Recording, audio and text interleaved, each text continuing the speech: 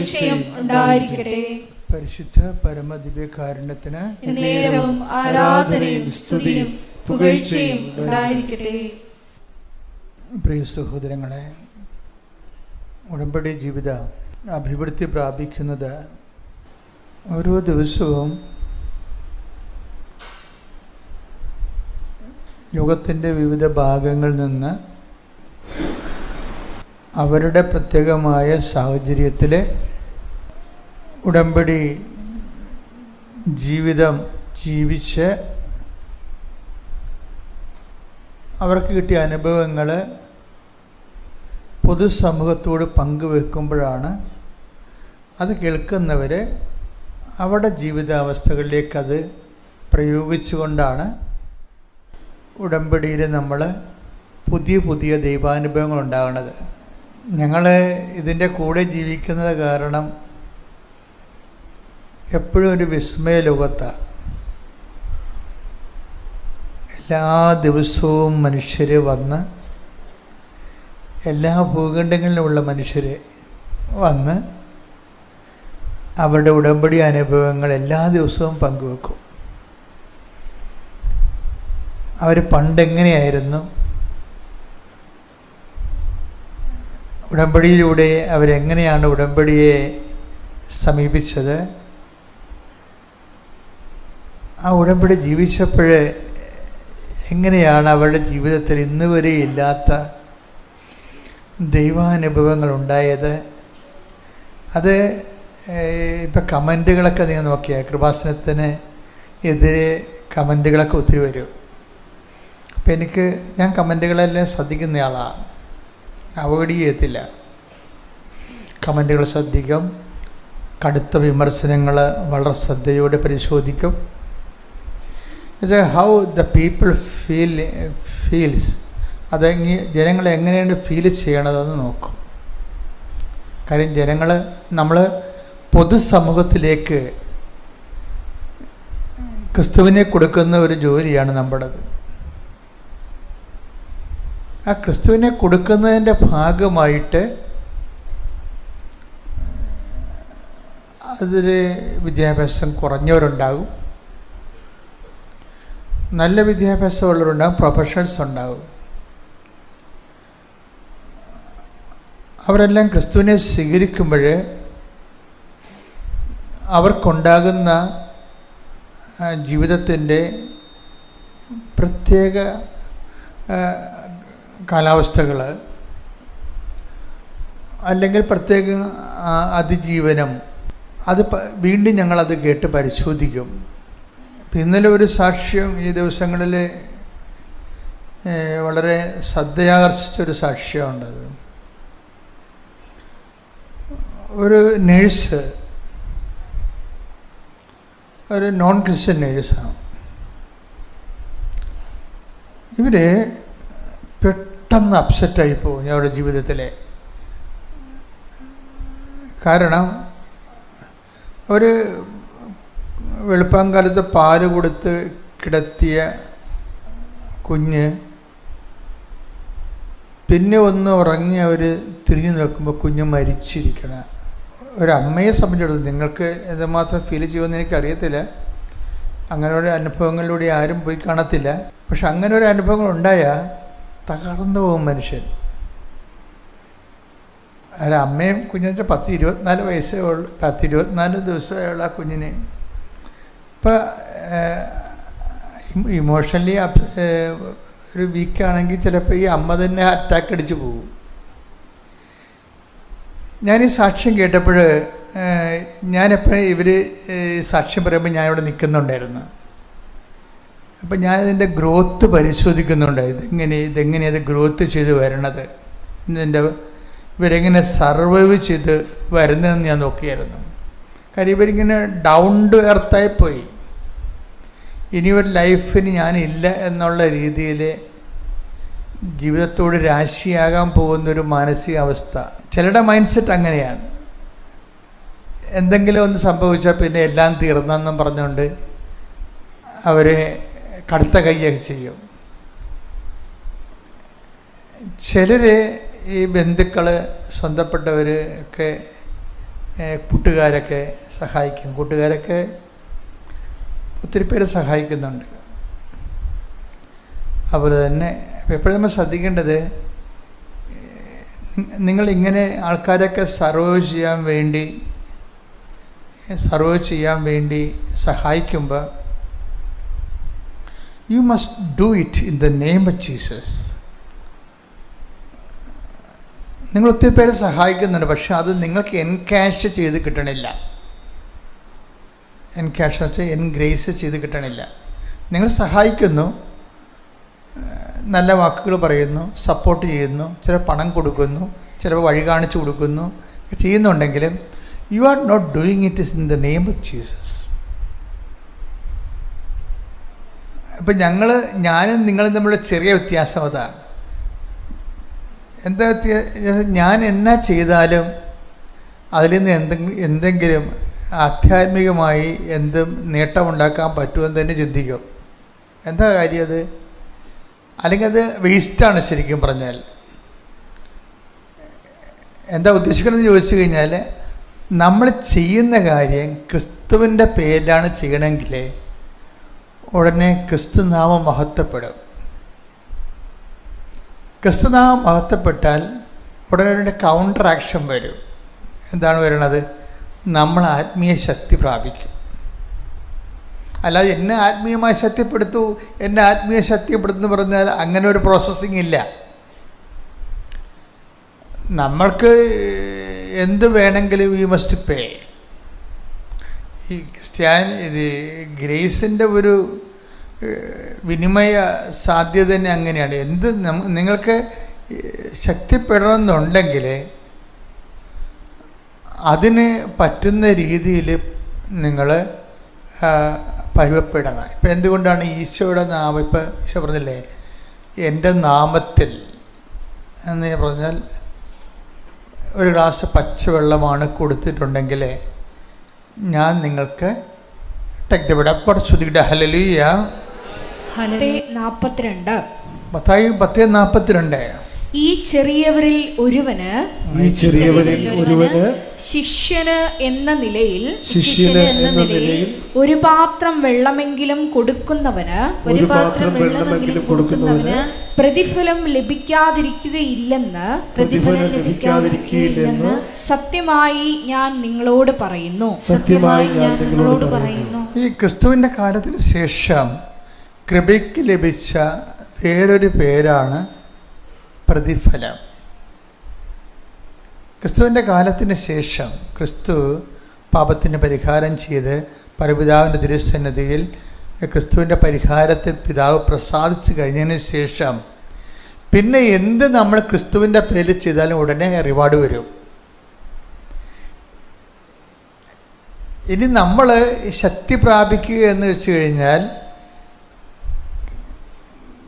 ക്രിസ്തുവിൻ്റെ നാമത്തിൽ എന്ത് ചെയ്താലും ഓട്ടോമാറ്റിക്കായിട്ട് ചെല്ലണത് ദൈവത്തെ മഹത്വപ്പെടുത്തുകയാണ്.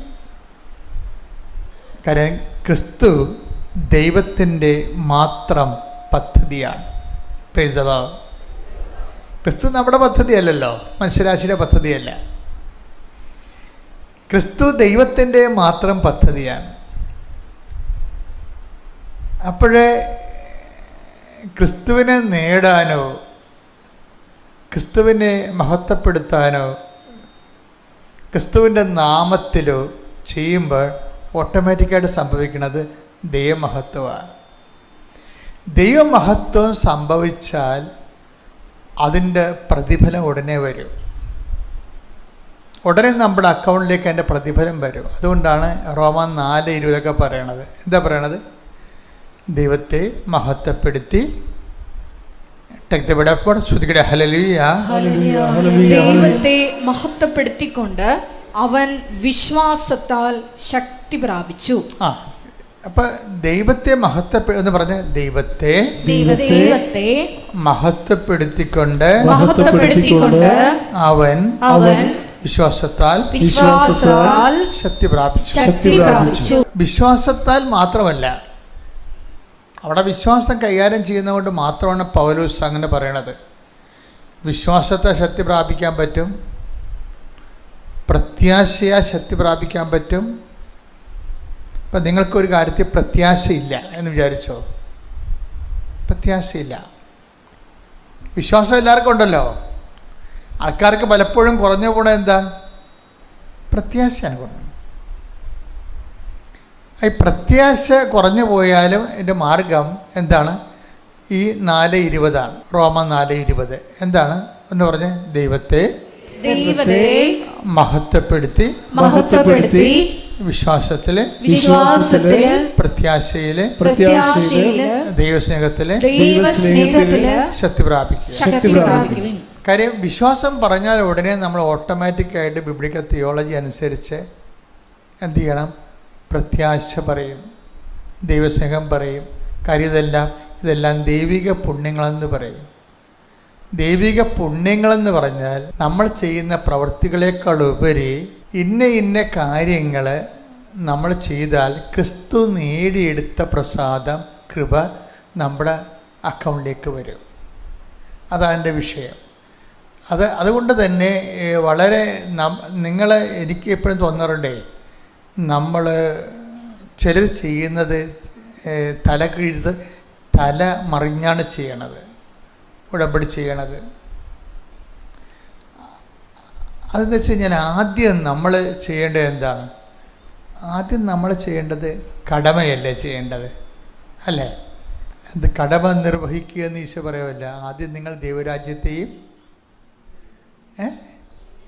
അതിൻ്റെ നീതിയെയും കുറിച്ച് അന്വേഷിക്കുക. അപ്പം അതെന്താണത്? കടമയാണത്. നമ്മുടെ ബൈബിളിൻ്റെ, നമ്മുടെ ഉടമ്പടിയുടെ ഭാഷയെ പറഞ്ഞാൽ നിബന്ധന എന്ന് പറയും, ഇല്ലേ? ഉടമ്പടിയുടെ ഭാഷ പറഞ്ഞപ്പോൾ 6:33 എടുത്തേ.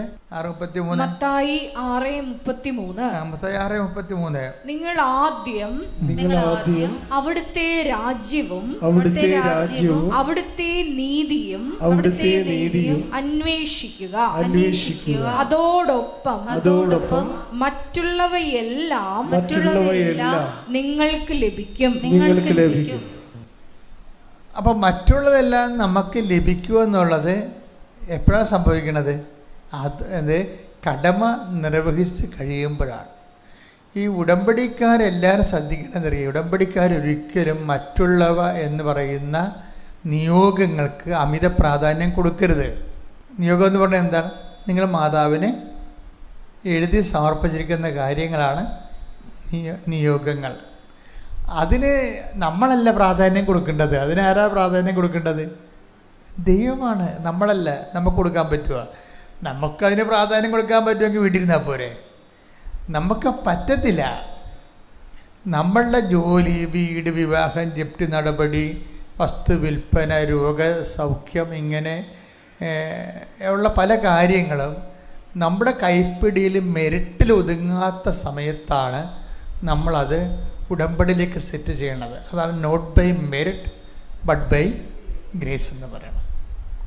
നമ്മുടെ മെറിറ്റിൽ ഒതുങ്ങത്തില്ലെങ്കിൽ പിന്നെ എന്ത് ചെയ്യും? നമ്മൾ ദൈവത്തിൻ്റെ കൃപയിലേക്ക് ആ വിഷയം സെറ്റ് ചെയ്യും. ദൈവത്തിൻ്റെ കൃപയിലേക്കാണ്. അതാണ് നമ്മൾ എഫേസ്യസ് 2:8 ഉടമ്പടിയുടെ അടിസ്ഥാന തത്വമാണത്. എന്താണ്? Not by merit but by ഒന്നെടുത്തേ. എഫേസ്യസ് 2:8 വിശ്വാസം വഴി കൃപയാലാണ് നിങ്ങൾ രക്ഷിക്കപ്പെട്ടത്. അത് നിങ്ങൾ നേടിയെടുത്തതല്ല, ദൈവത്തിന്റെ ദാനമാണ്. അപ്പൊ ജീവിതത്തിൻ്റെ കുറേ വിഷയങ്ങൾ നമുക്ക് നേടിയെടുക്കാൻ പറ്റത്തില്ല. നിങ്ങൾ എന്ത് കനമുള്ള ആൾക്കാരായാലും ജീവിതത്തിൽ ചില കാര്യങ്ങൾ നമുക്ക് നേടിയെടുക്കാൻ പറ്റത്തില്ല. പിന്നെ എന്താ അടുത്ത ഓപ്ഷൻ? നേടിയെടുക്കാൻ പറ്റാത്ത കാര്യങ്ങൾ നേടിയെടുക്കാനേ പറ്റത്തില്ല എന്നല്ല ബൈബിൾ പറയണത്. അത് ദൈവത്തിൻ്റെ സഹായം ഉണ്ടെങ്കിൽ നമ്മൾക്കതിനെ കരകയറാൻ പറ്റും. അതുകൊണ്ട് നമ്മളെന്ത് ചെയ്യും? നമ്മൾ ദൈവത്തിൻ്റെ not by merit but by grace അപ്പോൾ ദൈവത്തിൻ്റെ കൃപയിലേക്ക് നമ്മൾ ആ വിഷയം സമർപ്പിക്കും. പിന്നെ നമ്മൾ അടുത്ത നമ്മുടെ പടി എന്താണ്? ദൈവത്തിൻ്റെ കൃപ ആർജിക്കാൻ നമ്മൾ എന്ത് ചെയ്യണം? ദൈവത്തിൻ്റെ കൃപയെ ആർജിക്കാൻ നമ്മൾ എന്ത് ചെയ്യണം? ഇപ്പം നിങ്ങൾ ഉടമ്പടി ചെയ്ത് ദൈവത്തിൻ്റെ കൃപയിലേക്ക് നിങ്ങളുടെ മെറിറ്റിൽ നിന്ന് കാര്യം പോയി. സ്വാമിയുടെ സാക്ഷ്യം മലപ്പുറത്തുനിന്ന് പെരിന്തൽമണ്ണയിൽ നിന്നാണ് സൗമ്യ. അപ്പോൾ സൗമ്യയുടെ കുഞ്ഞ് മരിച്ചു കഴിഞ്ഞപ്പോൾ പിന്നെ അവൾ പറയുന്ന കുറേ കാര്യങ്ങളുണ്ട്. അത് കേട്ടപ്പോഴാണ് ഈ സാക്ഷ്യം ഞാൻ സെലക്ട് ചെയ്തത്. അവൾ പറയുന്നത്, എനിക്ക് ഈ ഭൂമി പിളർന്ന് ഞാൻ താഴേക്ക് പോയി മരിച്ചു പോകാൻ എനിക്ക് തോന്നി, അത്രയും സങ്കടമായിരുന്നു എനിക്കെന്ന് പറഞ്ഞു. അത് വലിയ കുഴപ്പമില്ല, അതൊക്കെ ആൾക്കാർ സാധാരണ പറയണതാണ്. പക്ഷേ ആൾക്കാർ പറയാത്ത ഒരു സംഭവം പറഞ്ഞു വെച്ചാൽ, എൻ്റെ ചുറ്റും എല്ലാവരും ഉണ്ട്, പക്ഷെ ആരുമില്ലാത്ത അവസ്ഥ. അത് കേട്ടപ്പോൾ എനിക്ക് ഭയങ്കര ചിരി വന്നുപോയി. ഇത് മനുഷ്യൻ്റെ ജീവിതത്തിൽ എപ്പോഴെങ്കിലും മനസ്സിലാക്കേണ്ടതാണ്. നിങ്ങൾ എല്ലാവരെയും കണ്ട് പല്ലി വിളിച്ച് നിങ്ങൾ നടന്നോ? എപ്പോഴെങ്കിലും നിങ്ങൾ മനസ്സിലാക്കണം ഇതൊരു സ്വപ്നമാണെന്ന്. ജീവിതത്തിന് ചുറ്റും സംഭവിക്കുന്ന വിഷയങ്ങൾ എപ്പോഴും യാഥാർത്ഥ്യമാണെന്ന് ചിന്തിച്ചിട്ട് അവസാന കാലത്താണ് ഇത് സ്വപ്നമാണെന്ന് മനസ്സിലാകണത്. എന്താ കാര്യത്തിൽ നീ യാഥാർത്ഥ്യമൊന്നും പറഞ്ഞ് ചിന്തിച്ചിട്ട് യാഥാർത്ഥ്യമായിട്ട് നീ അതിൻ്റെ അകത്ത് ഇൻവെസ്റ്റ് ചെയ്ത് അവസാനം ഇവൾ പറഞ്ഞ കേട്ടില്ലേ, എല്ലാവരും ഉണ്ട് പക്ഷെ ആരും ഇല്ലാത്തൊരവസ്ഥ. അയ്യോ, ഇതാണ് ദൈവം അഡ്രസ്സ് ചെയ്യണത്. കർത്താവ് വന്നപ്പോൾ ചോദിച്ചത് അതാണ്, ആരെങ്കിലും ഉണ്ടോ? വല്ലാത്ത ചോദ്യമാണത്. ഇവിടെ ആൾക്കാരെല്ലാം ദൈവത്തെ നഷ്ടപ്പെടുത്തിയതിൻ്റെ പിന്നിൽ ഈ ഒരു സാധനമാണ്. എന്താണ്? ആരോ ഉണ്ടെന്ന് നീ നിന്നെ തന്നെ പഠിപ്പിക്കുകയാണ്. വസ്തുവുണ്ട്, പൊന്നുണ്ട്, പറമ്പുണ്ട്, പാർട്ടിയുണ്ട്. അപ്പോൾ ആരോ നമുക്കുണ്ട് എന്നുള്ളത് നമ്മളിങ്ങനെ ആരും പറഞ്ഞില്ലെങ്കിലും നമ്മൾ സ്വന്തമായിട്ട് അറിയാതെ ഒന്ന് പറയും, ആരോ ഉണ്ട് എന്ന്. ഈ ആരോ ഉണ്ടെന്ന് പറഞ്ഞ ഈ അപരനുണ്ടല്ലോ, അപരനെ മര്യാദക്ക് കൈകാര്യം ചെയ്തില്ലെങ്കിൽ അപരൻ നമ്മളെ കൊല്ലും, ഒരു സംശയമില്ല. നിങ്ങളെ സഹായിക്കാനുണ്ടെന്ന് പറയുന്ന അപരന് എവിടെയെങ്കിലും നിങ്ങൾ അവനെ തട്ടിയില്ല എന്നുണ്ടെങ്കിൽ അവൻ നിങ്ങളെ തട്ടും, ഒരു സംശയമില്ല. കാര്യത്ത് ആരോ നിങ്ങൾക്കുണ്ട്. ചിലപ്പോൾ നിങ്ങൾ ആശ്രയം വെച്ചിരിക്കുന്നത്. അതുകൊണ്ട് ബൈബിൾ പറയും, ഞാൻ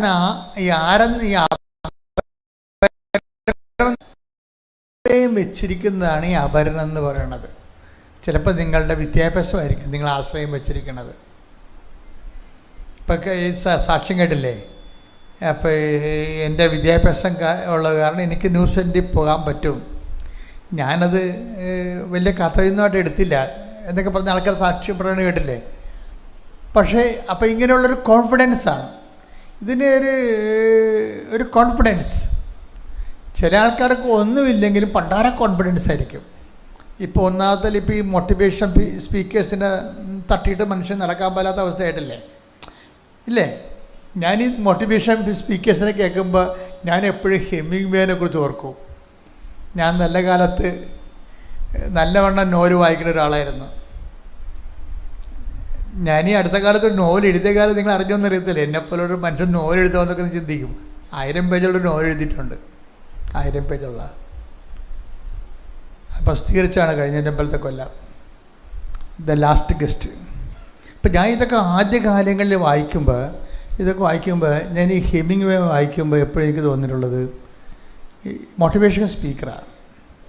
അദ്ദേഹമാണ് ഇവിടെ ഈ മോട്ടിവേഷൻ സ്പീക്കറുടെ ഒരു പിതാവെന്ന് ഞാൻ കാണുന്ന ആൾ. പുള്ളിക്കാരൻ്റെ ആ ഓൾഡ് മാൻ്റെ സി അവസാനിക്കുമ്പോൾ, കിഴവനും കടലും അവസാനിക്കുമ്പോൾ ഒരു കിഴവൻ 90 ദിവസം കൊണ്ട് ഒരു ചുറകനെ പിടിക്കും. അവസാനം ആ ചുറകിനെയും വലിച്ചുകൊണ്ട് അദ്ദേഹം കരക്കടുത്ത് കഴിയുമ്പോൾ ആ ചുറകിനെ വേറെ ചുറകെല്ലാം തിന്നിട്ട് അതിൻ്റെ അസ്ഥികൂടം മാത്രമാകും. എന്നിട്ട് ഈ അസ്ഥികൂടം തോളെ വെച്ചിട്ട് തോക്കാതെ പോണൊരു മനുഷ്യനുണ്ട്. അയാളാണ് സാന്റിയാഗോ. അയാൾ ഈ അസ്ഥി കൂടെ തുളവെച്ച് എല്ലാം ഇത്രയും നാൾ അധ്വാനിച്ച മുഴുവൻ നഷ്ടപ്പെട്ടിട്ട് പറയാം, ഈ അസ്ഥി കൂടെ തുള വെച്ചോണ്ട് കടലിലൂടെ നടന്ന് വീട്ടിലോട്ട് പോകുമ്പോൾ അയാൾ പറയേണ്ടൊരു വാക്കുണ്ട്, you can kill me but you cannot defeat me. നിങ്ങൾക്ക് എന്നെ കൊല്ലാൻ കഴിയും, പക്ഷേ എന്നെ തോൽപ്പിക്കാൻ കഴിയത്തില്ല. അപ്പം മാനവ ഇച്ഛാശക്തിയുടെ ഒരു അവസാനത്തെ ആവിഷ്കാരമായിട്ടാണ് ഇവനെ അവതരിപ്പിക്കുന്നത്. അപ്പോൾ ഇത് ഞാനൊരു കാലത്തൊക്കെ വായിച്ച് ത്രില്ലടിച്ച ആളാണ്. You can kill me, you can defeat me. പക്ഷേ അതല്ല, അതിനുശേഷം ഈ നോവൽ എഴുതിയ ഹെമിംഗ്വേനെ കുറിച്ച് വായിച്ചപ്പോൾ എന്ത് ചെയ്യും, ഇയാൾ ഈ നോവൽ എഴുതിയതിന് ശേഷം നോബൽ സമ്മാനം കിട്ടി ഈ ഒരു വാക്കിന്. You can kill me, you can defeat me എന്നുള്ള ആ ഒരൊറ്റ വാക്കിന് നോബൽ സമ്മാനം കിട്ടി 57. എന്നിട്ട് 62 ആയപ്പോൾ പുള്ളി തോക്കെടുത്തിട്ട് തന്നെത്താൻ പിടിച്ചത്ത്. അതാണ് മോട്ടിവേഷൻ. ഈ ലോകത്തിൽ ക്രിസ്തുവിനെ മാറ്റി നിർത്തിക്കൊണ്ട് മനുഷ്യൻ്റെ ഇച്ഛാശക്തിയെ ഡെവലപ്പ് ചെയ്ത് മാനവികത ഇങ്ങനെ ഊതിക്കത്തിച്ച് എന്നാൽ നമ്മൾ ഓരോരുത്തരും എത്തത്തില്ല. ഒരു മനുഷ്യൻ്റെ ഏറ്റവും വലിയ പ്രലോഭനം എന്താ? എക്കാലത്തെയും കാലത്തിൻ്റെ പ്രലോഭനം എന്താണ്? എങ്ങനെ ക്രിസ്തുവിനെ ഷിഫ്റ്റ് ചെയ്യാൻ പറ്റും, ക്രിസ്തുവിനെ ഡീത്രോൺ ചെയ്യാൻ പറ്റുമെന്നാണ്. ഒരു സുവിശേഷകനെ സംബന്ധിച്ചിടത്തോളം എന്തുകൊണ്ടാണ് സുവിശേഷകൻ ബലം പ്രാപിച്ച് നിൽക്കുന്നതിൻ്റെ കാരണം എന്താണ്? നമ്മളുടെ ജോലി, ഇപ്പം നിങ്ങൾ കൃപാസനം പത്രം കൊടുത്തു എന്നാണ് പറയണത്, പക്ഷേ what you are doing actually, നിങ്ങൾ എന്താ ചെയ്യണത്? നിങ്ങൾ ക്രിസ്തുവിനെ റീപ്ലേസ് ചെയ്യാൻ നോക്കുകയാണ്. ക്രിസ്തുവിനെ ഈ സാത്താനും ഈ ലോകവും എടുത്തു മാറ്റിയ ഇടങ്ങളിലേക്ക് നിങ്ങൾ ക്രിസ്തുവിനെ പുനഃപ്രതിഷ്ഠിക്കാൻ നോക്കുകയാണ്. നിങ്ങൾ തിരിച്ചറിയണം, ഞാൻ ഈ ജോലി ചെയ്യണത് നല്ലോണം തിരിച്ചറിഞ്ഞിട്ട് തന്നെയാണ്. നിങ്ങൾക്ക് പറ്റുന്ന രീതിയിലും ഇവിടുത്തെ പൊതുജനത്തിന് പറ്റുന്ന രീതിയിലും ഒരു സുവിശേഷ വേലയുടെ പദ്ധതി ഞാൻ എൻ്റെ ബുദ്ധി കണ്ടുപിടിച്ചതല്ല. ഞാൻ വാടിപ്പട്ടിയിൽ നിന്ന് ഇറങ്ങുമ്പോൾ എനിക്ക് കിട്ടിയ പ്രത്യക്ഷിക്കേണ്ട പ്രാർത്ഥനയിൽ ഉണ്ടായിരുന്നത്, അമ്മ ആഗ്രഹിക്കുന്നൊരു കൃപാപര പദ്ധതി കൃപാസനത്തിലും ഞങ്ങളുടെ കുടുംബത്തിലും നിറവേറുവാൻ ഇടയാക്കണമെന്നാണ്. ആ കൃപാവരുടെ പദ്ധതിയുടെ ഭാഗമായിട്ടാണ് 6 മാസം പ്രാർത്ഥിച്ചപ്പോൾ ദൈവം ഉടമ്പടി തന്നത്. ആ ഉടമ്പടി എഴുതിക്കൊണ്ടിരിക്കുന്ന സമയത്താണ് സുവിശേഷം കൈമാറാൻ പറഞ്ഞത്. സുവിശേഷം കൈമാറുന്നതിന് എന്താ മാർഗം? ജനങ്ങൾക്ക് കിട്ടിയ സുവിശേഷത്തിന് നല്ല അനുഭവങ്ങളാണ് കൈമാറേണ്ടത്.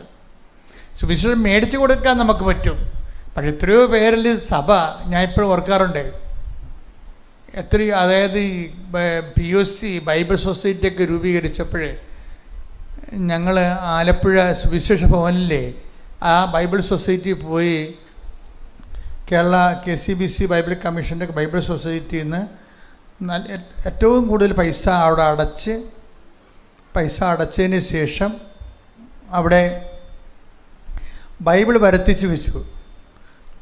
ആലപ്പുഴ സുവിശേഷ ഭവനിലെ ബൈബിൾ വരുത്തിച്ച് വെച്ചെങ്കിലും ആ ബൈബിള് എല്ലാം അവിടെ ഇരിക്കുകയാണ് ചെയ്തത്.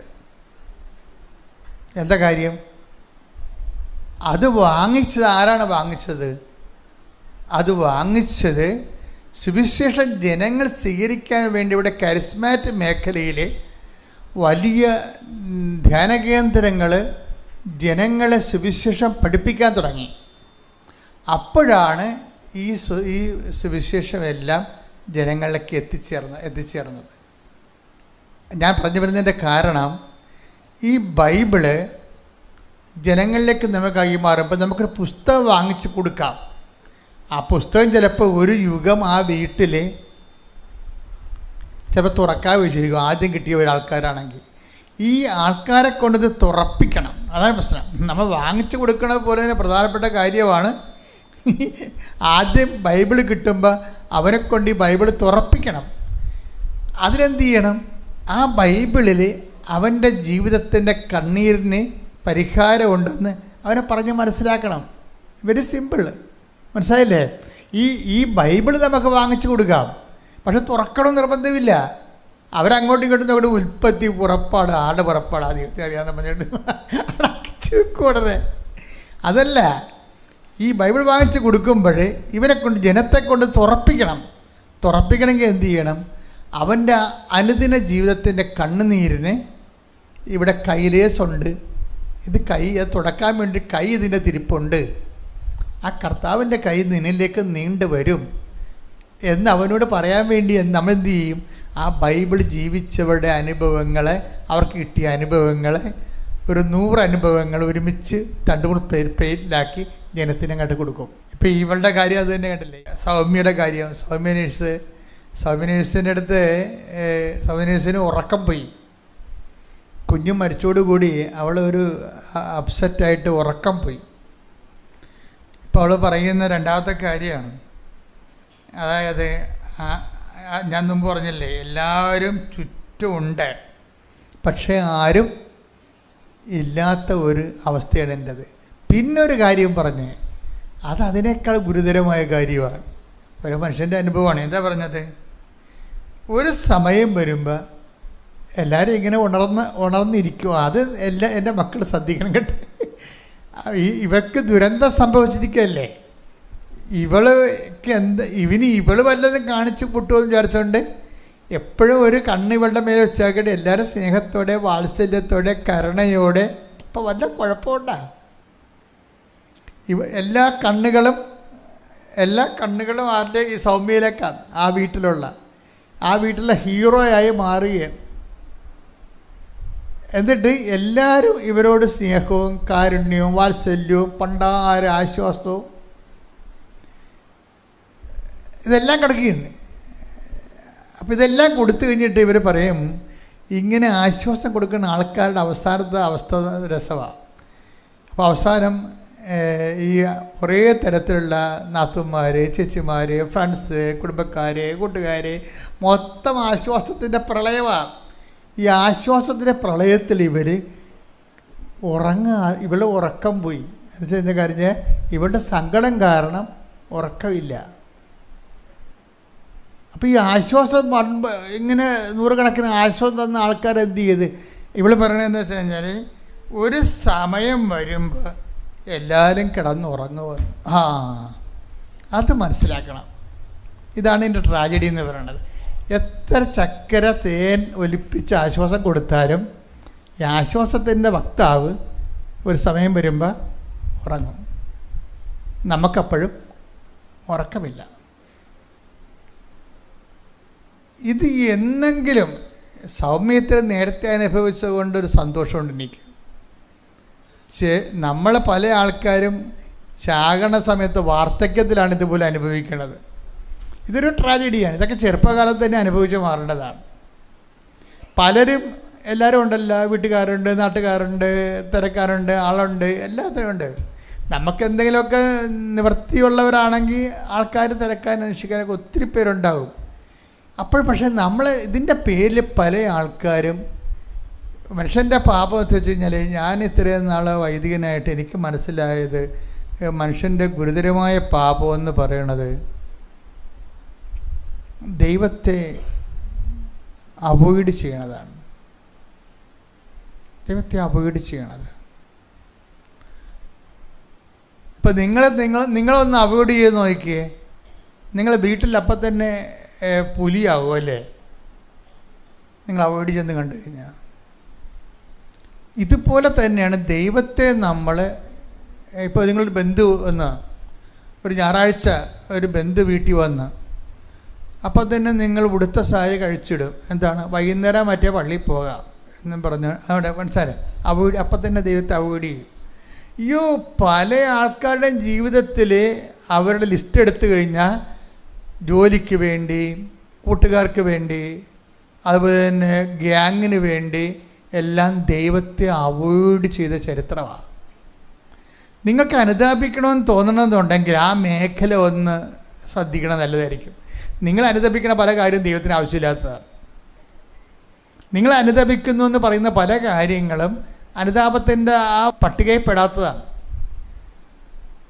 എപ്പോഴും നമ്മളെ ശ്രദ്ധിക്കുന്നത് അതായത് ഏതെങ്കിലും സമയത്ത് ഇപ്പം നിൻ്റെ കർത്താവ് ദൈവം ഞാനാകുന്നു എന്ന് പറഞ്ഞാൽ ഞാനല്ലാതെ മറ്റൊരു ദൈവം നിങ്ങൾക്ക്, അതെന്താ വെച്ച് കഴിഞ്ഞാൽ ദൈവത്തിൻ്റെ സ്ഥാനത്ത് ആര് വന്നാലും, ഭാര്യ വന്നാലും ഭർത്താവ് വന്നാലും മക്കൾ വന്നാലും ആര് വന്നാലും 1-ാം പ്രമാണ ലംഘനമായി പോകും ദൈവത്തിൻ്റെ സ്ഥാനത്ത്. നിങ്ങളിപ്പോൾ ഈ ഒരു ജീവിതത്തിൻ്റെ ഒരു പ്രത്യേക പ്രതിസന്ധികളിൽ വന്നപ്പോൾ നിങ്ങൾ ദൈവമായിട്ട് അടുക്കുന്നവരുണ്ട്. എല്ലാവരും അങ്ങനെയാണെന്ന് പറയുന്നില്ല. അത് തെറ്റാണെന്നും പറയണില്ല. ഞാൻ പറഞ്ഞു വരുന്നതിൻ്റെ കാരണം, ഒരു മനുഷ്യൻ്റെ സൗഭാഗ്യം എന്ന് പറയണത് എല്ലാ കാലാവസ്ഥയിലും ദൈവത്തിന് ഒന്നാം സ്ഥാനം കൊടുക്കാൻ വേണ്ടി തന്നെയാണ് കൽപ്പന തന്നപ്പോൾ നിൻ്റെ കർത്താവായ ദൈവം ഞാനാകുന്നു എന്ന് പറഞ്ഞു. എൻ്റെ കാരണം, നിൻ്റെ കർത്താവായ എന്ന് പറഞ്ഞാൽ നിൻ്റെ കർത്താവായ ദൈവം, നിന്റെ കർത്താവായ ദൈവം ഞാനാകുന്നു. ഇങ്ങനെ പറയാൻ കാരണം, വേറെ പല ജ്ഞാനികളും കർത്താവിൻ്റെ വേഷം കെട്ടി വരുന്നത് കൊണ്ടാണ്. പീഡിയ, അതാണ് പ്രശ്നം. വേറെ പല ജ്ഞാനികളും വരുന്നുണ്ട്, കർത്താവിന് ഞാനാണ് കർത്താവെന്നും പറഞ്ഞ് വരുന്നുണ്ട്. അത് ഞാനാണ് കർത്താവെന്നും പറഞ്ഞുകൊണ്ട് ചിലപ്പോൾ മക്കളും വരും. അമ്മ ഇത് പള്ളിയിൽ പോകണ്ട, എന്താ പരീക്ഷയാണ് എന്ന് പറയും. അവിടെ അമ്മ നിൽക്കാൻ പറയും. വേണ്ട, അത് ഞാനാണ്, അത് കർത്താവാണ്. നീ പഠിക്കണം, നീ ജയിക്കണം, ഞാൻ നിനക്ക് വേണ്ടി പ്രാർത്ഥിക്കണം എന്ന് പറയാൻ ഒരു തള്ളക്കും പറ്റത്തില്ല. അവൻ പറഞ്ഞതും കേട്ട് അവിടെ കുത്തിയിരിക്കും. അപ്പോൾ ആ കർത്താവ് ആരായി? മകനായി. അമ്മ ഇന്ന് പള്ളിയിൽ പോകണ്ട, അമ്മ വൈകുന്നേരം പോയി, എപ്പോഴും പള്ളിയിൽ തന്നെയല്ലേ അമ്മ, ഇന്നെൻ്റെ പരീക്ഷയാണ്, അമ്മ ഇവിടെ ഇരിക്കാൻ പറയും. ഉടനെ അമ്മ ഇവിടെ ഇരിക്കും.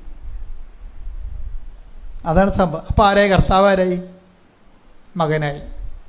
അപ്പോൾ നിൻ്റെ കർത്താവ് ദൈവം ഞാനാകുമെന്ന് പറയുമ്പോൾ എവിടെയെല്ലാം ദൈവത്തിൻ്റെ പ്രാധാന്യം വേറെ എന്തെങ്കിലും വസ്തുവിനോ ജോലിക്കോ വേറെ എന്തെങ്കിലും സംവിധാനത്തെ കൊടുത്ത ഉടനെ ഈ ഒന്നാം പ്രമാണ ലംഘനമായി മാറും. ഒന്നാം പ്രമാണ ലംഘനമായി ഒന്ന് പ്രാർത്ഥിക്കുക. കർത്താവ് ദൈവം